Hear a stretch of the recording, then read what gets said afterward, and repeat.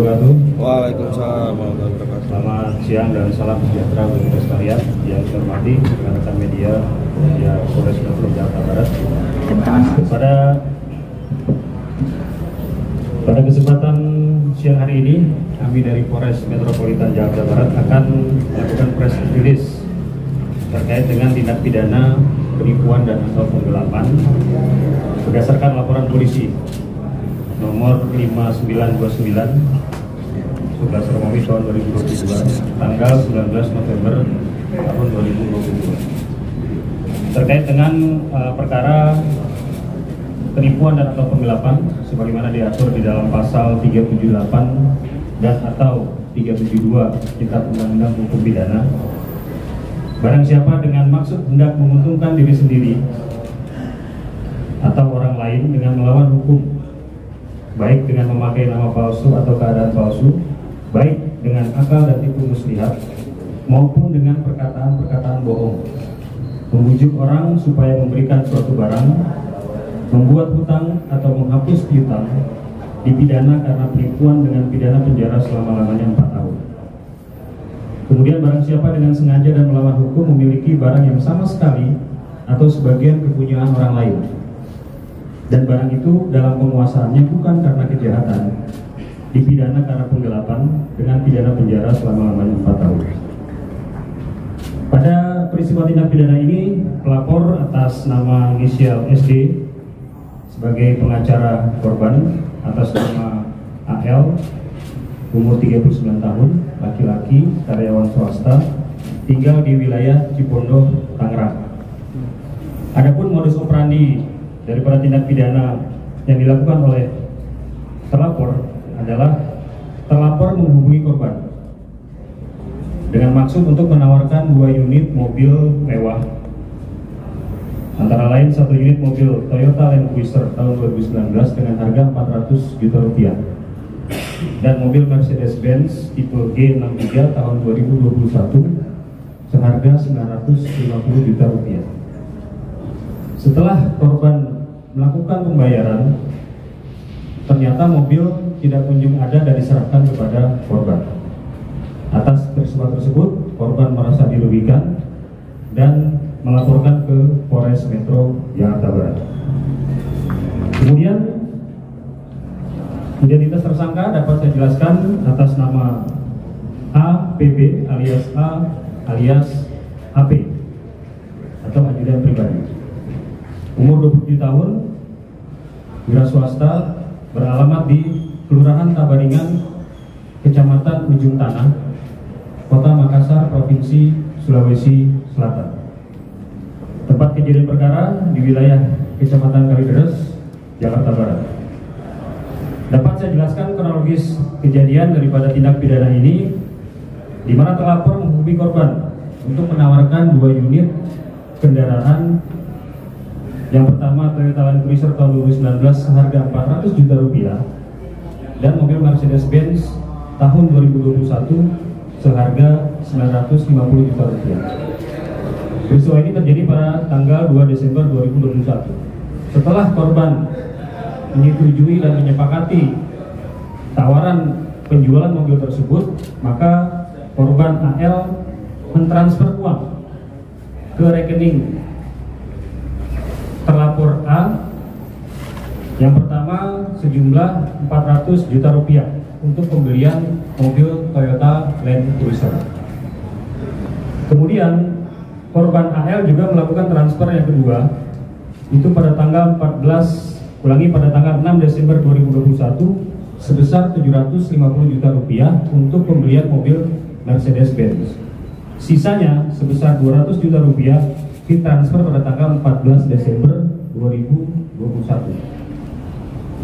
Seiring berjalannya waktu, kendaraan yang dijanjikan oleh terlapor ini tidak kunjung datang dan tidak kunjung diserahkan kepada korban. Kemudian korban melakukan melalui pengacaranya melayangkan somasi sebanyak 2 kali kepada terlapor, namun tidak ada tanggapan dari terlapor A.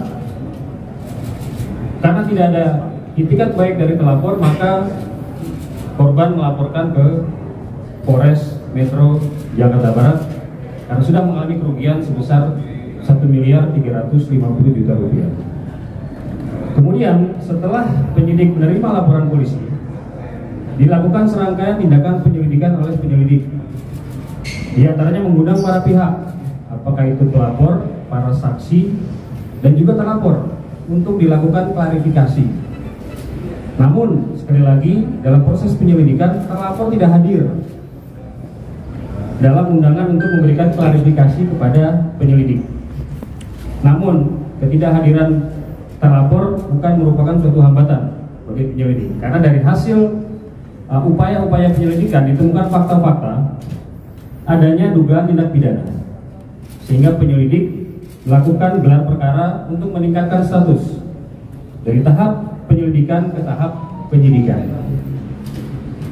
Dalam proses penyidikan, kami juga melakukan serangkaian upaya-upaya pro justisia dengan memeriksa pelapor maupun saksi-saksi serta melakukan penyitaan terhadap barang bukti yang berkaitan dengan perkara tersebut.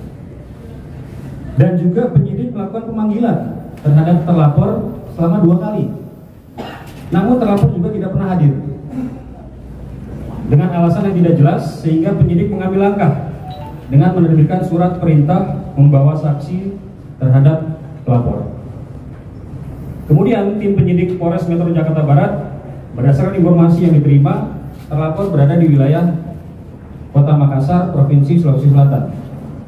Penyidik berangkat ke Kota Makassar untuk menjemput terlapor.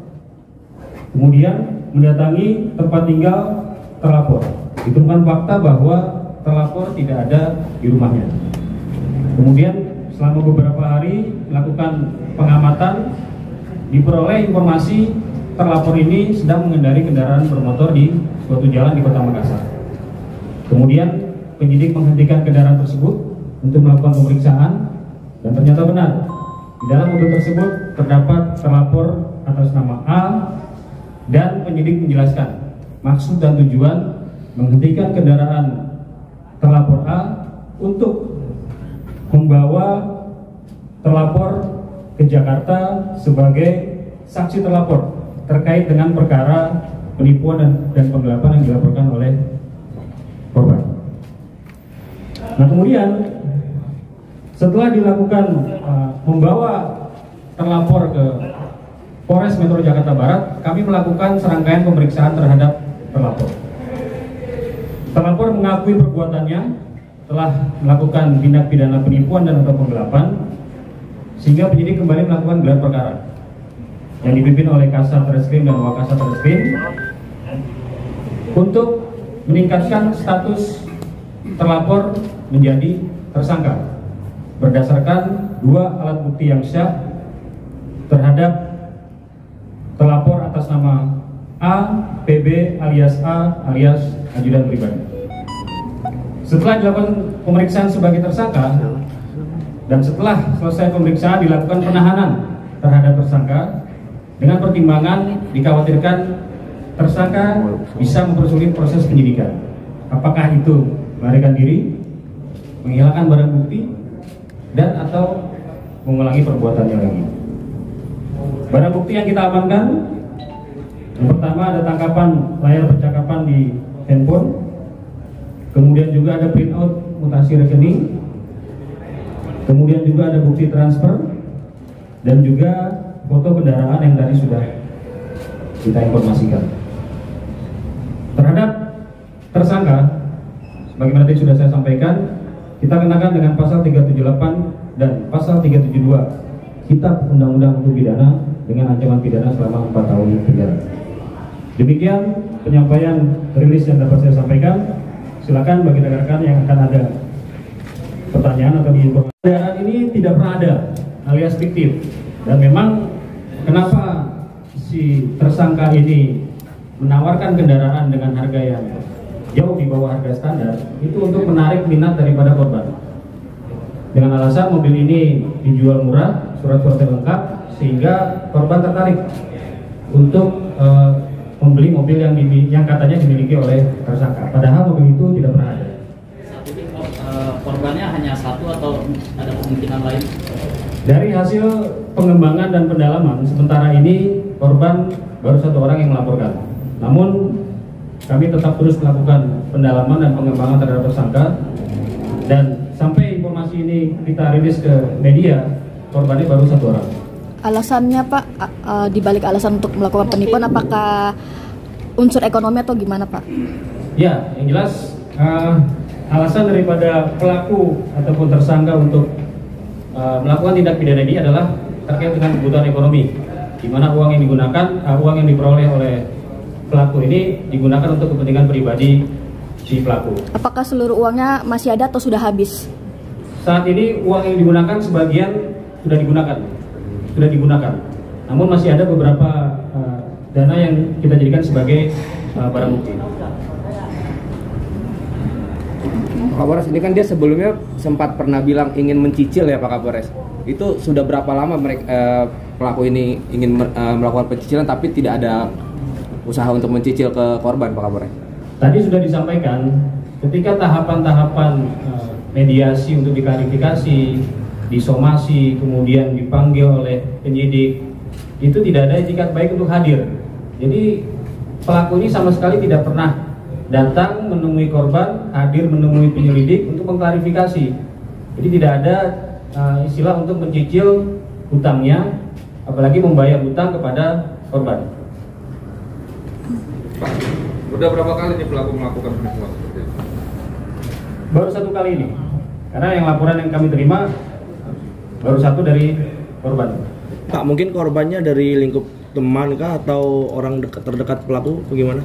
Ya, berdasarkan informasi yang kami terima, pelaku dan korban ada hubungan pertemanan.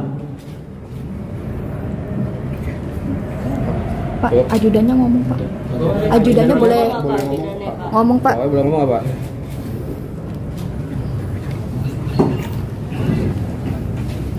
Ayo yang punya.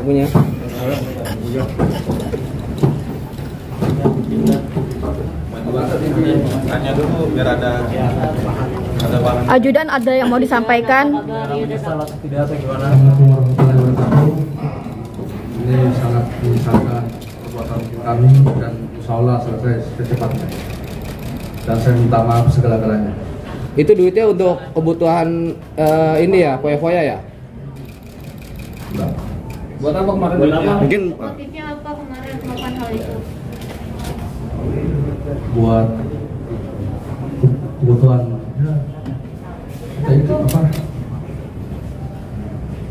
Kebutuhan hidup dan itu aja. Motifnya apa? Tipu-tipu atau apa? Ya, saya mau maaf dan insya Allah selesai secara cepat. Memang dari awal niat mau nipu ya Mas? Udah berapa lama? Ya, saya mau maaf.